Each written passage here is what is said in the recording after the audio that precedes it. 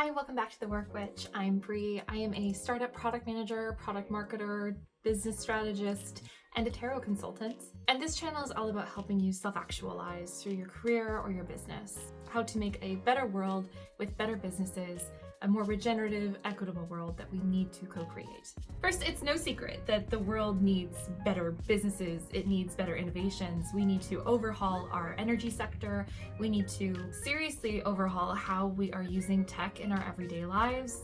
AI is one thing, but there is more than just that. Automation is coming for all kinds of jobs and industries, and we need to figure out how to keep growing a dignified middle class, eliminate poverty, but also deal with all of the amazing inventions that we have co-created. We have issues of wealth disparity. We have completely collapsed our climate. There is a lot to do.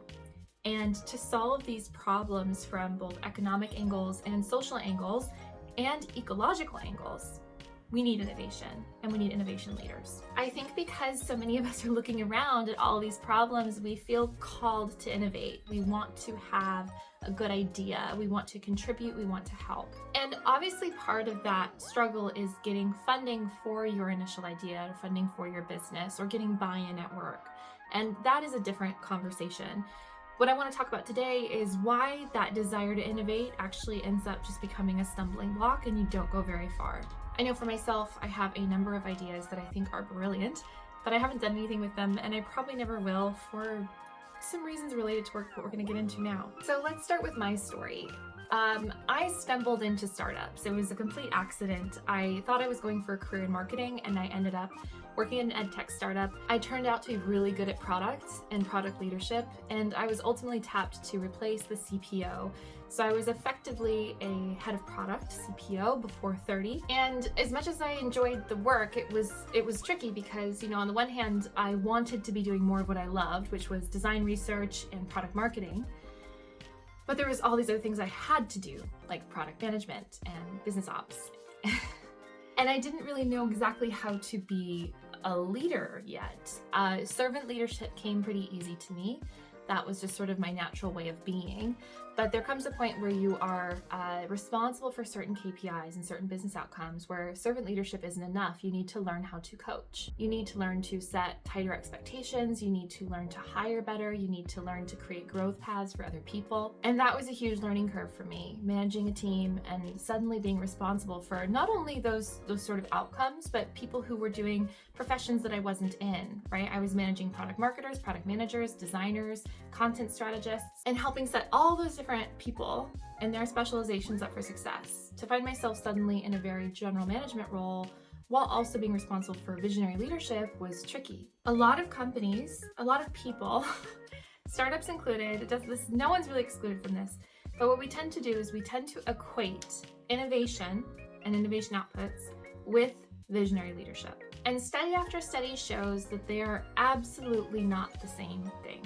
And this is why innovation tends to elude people like you and me, maybe, who want to solve problems, who look at the world and have all of these inspired ideas, but really struggle to translate them into something innovative, into something tangible. There have been so many studies on this, and for whatever reason, they keep living in the world of academia and not translating to our workplaces yet. And it's unfortunate. And those studies are showing that collaboration, group work, is what actually puts out innovation. So starting with that visionary idea or that visionary leadership is great, but then it needs to fade into the background. If it remains top down, if it remains hierarchical, innovation does not happen. Now, you might be thinking about your own company and realizing that this is a pattern that we're all experiencing. Our modern era of workplace culture is very hierarchical. On the whole, it's quite corporate and it's very top-down approach, a lot of top-down management where decisions are not bottom-up. Companies that produce the most innovation and are the most productive in innovation and solving problems in ingenious ways rely on collective genius that is bottom-up, often the lowest rung of the individual contributor ladder, who are the most customer-facing, who are closest to the work, are the ones that are going to have the ideas that bubble up to the top, and by the time they're at the top, they've had so much input and work from all kinds of levels of experience and expertise that you do have an innovation. I think for those of us that are students of sacred ecology or students of neo-paganism or any sort of spirituality or ethics that prioritizes our earth and our environment, this seems really intuitive, right? We can think about like a forest ecosystem. Maybe you've driven by a forest before and it's just trees and trees and trees, but you don't see any animal life, and it's kind of weird. My uncle was a hunter when I was growing up. He loved to go hunt a couple times a year, and he'd go fishing pretty much every weekend. And by the time I was in high school, he just sort of stopped doing that. And I asked him, like, what's happened? You have all this gear, it's gathering dust in your garage. Like, why don't you love being outside? This is your whole life. Like, he wasn't married, no kids. Like, he was married to the wilderness. And he said it made him sad now that there aren't any chipmunks or squirrels anymore, that there's not as much fish, that he never sees bird nests, that it's not really wildlife, it's just trees. You know, coming from the West Coast, where, you know, I do remember as a child seeing abundance of wildlife and insects all over my car, you know, things have changed quite a bit on the West Coast as it's gotten more developed. And I think that sort of this idea of innovation and growth and new things coming from bottom up, it does resonate from that more natural understanding of the world, where we can think about the forest floor, we can think about how the forest floor nurtures fungi and mosses and plant life that then nurtures insects, which attracts, you know, slightly larger animals, which attracts larger and larger animals, right? It's a natural chain that I think is intuitive to us as the way things ought to be. But when we design companies, when we design teams, we tend to invert that, and we say, okay, well, the bear or the lion of the ecosystem, we need to impress him, usually it's a he, and, you know, what he says goes. And we actually have a movie about this and the consequences. Okay, it's called Lion King, 1993, 1994. You know, the result of these very top-down one-man show, lone genius worlds and worldviews is that you do have companies that just end up exploiting resources, exploiting labor. And we have seen the world get torn up into pieces by this mindset. Let's circle this back to you and what I think that you should be doing. You know, I'm hoping that I'm speaking to future entrepreneurs, innovators, business leaders, people managers, team leads. But, you know, even more importantly, I want to just speak to anybody who's trying to help co-create a better world that is going to last beyond this generation of children. And I think that if you want to be honest about what needs to happen for these problems to be solved, for innovations to happen, we need to look at the evidence. We need to look at reality. Diverse teams are what produce innovations, and those innovations also take time. We know that those teams cannot just be diverse, but they need to have the freedom to express that diversity.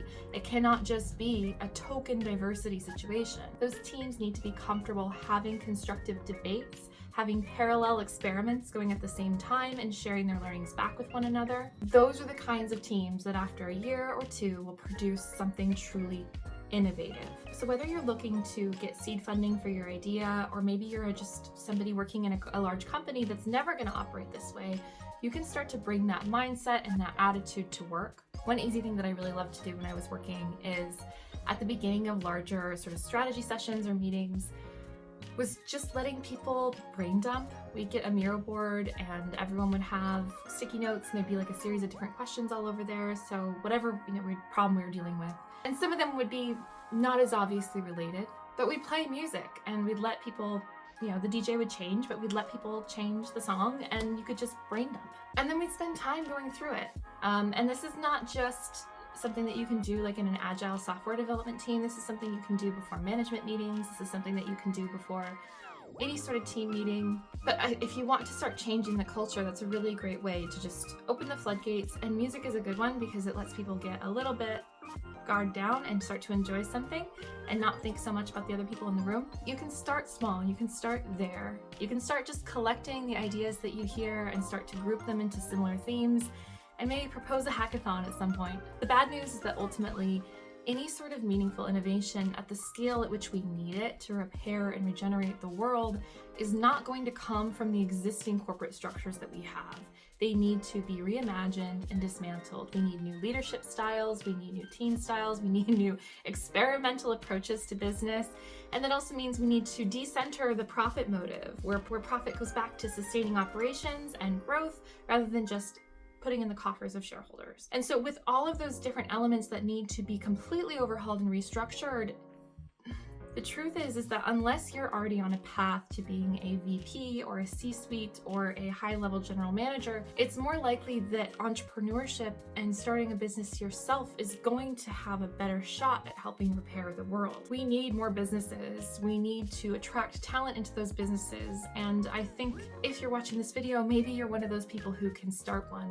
And if that makes you uncomfortable, I'd really like to question why. Like, do you equate the idea of business and commerce and value creation?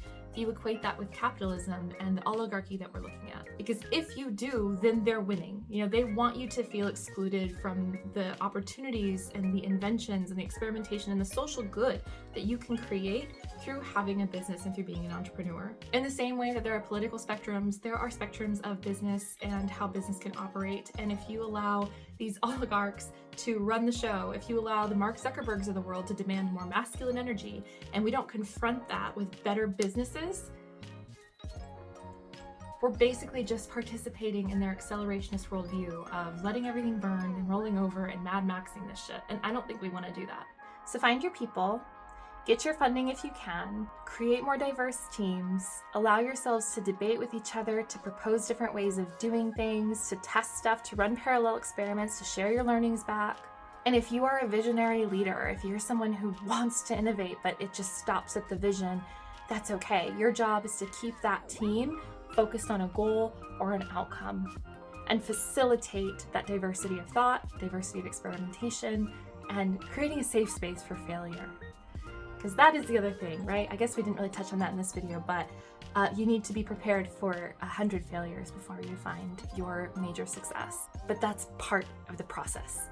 And if you do that work, that separates you from most people. That was this Monday's pep talk. I hope you have a great week at work. Go kick some ass and don't let anyone treat you like shit. See you next Monday. Bye.